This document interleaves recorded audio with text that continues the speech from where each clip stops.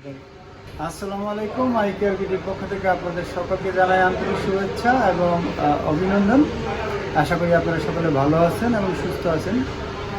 আজকে আমরা আরেকটি নতুন ভিডিও নিয়ে আপনাদের সামনে উপস্থিত হচ্ছি। সেটা হচ্ছে আইফোন 12 প্রো ম্যাক্স ডেড অবস্থায় আছে, শর্ট সার্কিট। আমরা মোবাইলটা এখন সার্ভিস করবো এবং আশা করি আপনারা আমাদের সাথেই থাকবেন এবং অবশ্যই আমাদের ইউটিউব চ্যানেলটাকে সাবস্ক্রাইব করবেন এবং লাইক দিবেন।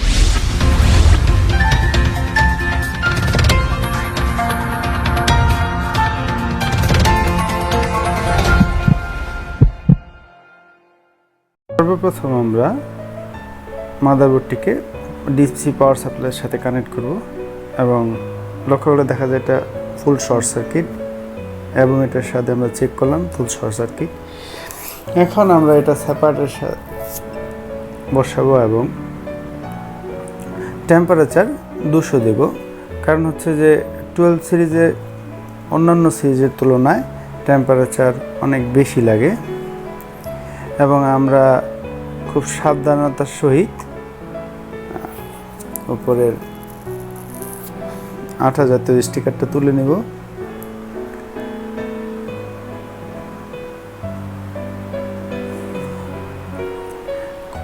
আলতোভাবে সাবধানতার সহিত হট গান ইউজ করে আমরা মাদারবোর্ডটা আস্তে আস্তে মাদারবোর্ডের উপরের পার্টটা নিচের পার্ট থেকে আলাদা করব।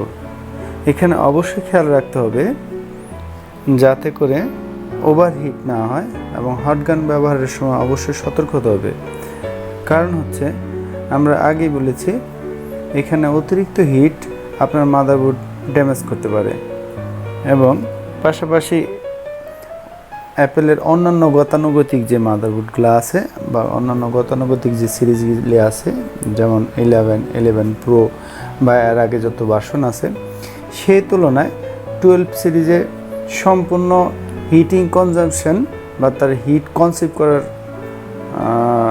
ক্যাপাসিটি অনেক বেশি, যে কারণে অন্যান্য মাদারবোর্ডের তুলনায় 12 সিরিজে অনেক বেশি হিট লাগে।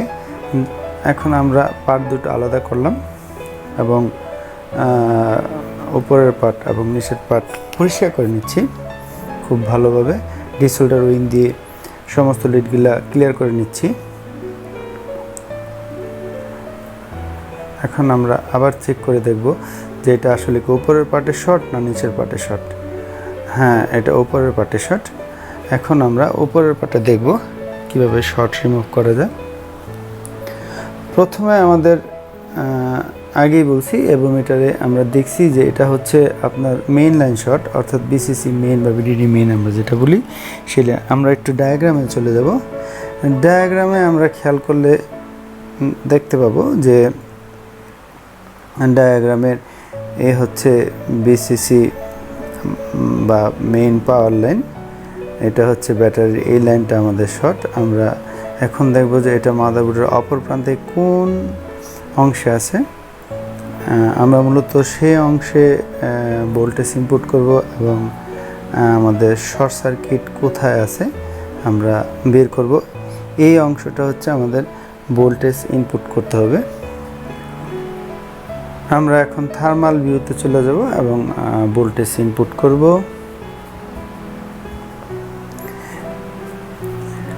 থার্মাল ক্যামেরাতে আমরা চেক করছি, আমরা ভোল্টেজ ইনপুট করছি এবং যে ট্রায়াঙ্গেল এরিয়াটা দেখতে পাচ্ছেন সেটা হচ্ছে আমাদের মূলত শর্ট সার্কিট এরিয়া।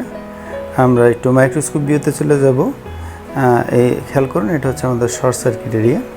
আমরা মাইক্রোস্কোপ ভিউতে চলে গেলাম এবং এখানে আমরা একটা শুকনো রজন ইউজ করছি এবং ভোল্টেজ ইনপুট করতেছি যাতে আমাদের লাইভ পিকচারটা আসে যে অ্যাকচুয়ালি আসলে কোথায় শর্ট সার্কিট। দেখুন ওই গোল চিহ্নটা হচ্ছে আমাদের শর্ট সার্কিট এবং এই ক্যাপাসিটিটা মূলত আমাদের শর্ট। আমরা এখন এটা রিমুভ করব। আমরা ক্যাপাসিটারটা রিমুভ করতেছি। অবশ্যই খুব সাবধানতার সহিত রিমুভ করতে হবে, কারণ পাশে হচ্ছে সিপিইউ এবং এটাতে খুব বেশি হিটও দেওয়া যাবে না এবং কী বলে কোনো নাইফ দিয়ে উপরেও ফেলা যাবে না, তা খুব সাবধানের সহিত করতে হবে কাজটা। আমরা আমাদের ক্যাপাসিটারটা তুলে ফেললাম, এই তো আমাদের ক্যাপাসিটারটা উঠে গেছে। এখন আমরা রিবল করব। আচ্ছা, আমরা রিবল করতেছি।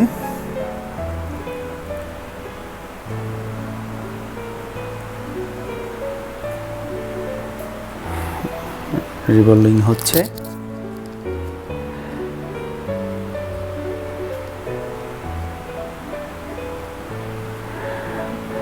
অলমোস্ট আমাদের reballing complete.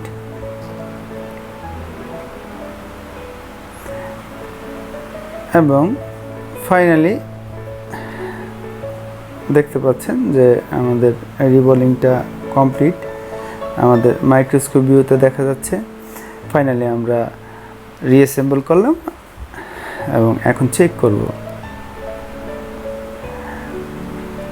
Finally iPhone 12 Pro Max alive now, এটা আবার তার জীবন ফিরে পেয়েছে এবং ডেড এবং shorted problem has been sorted.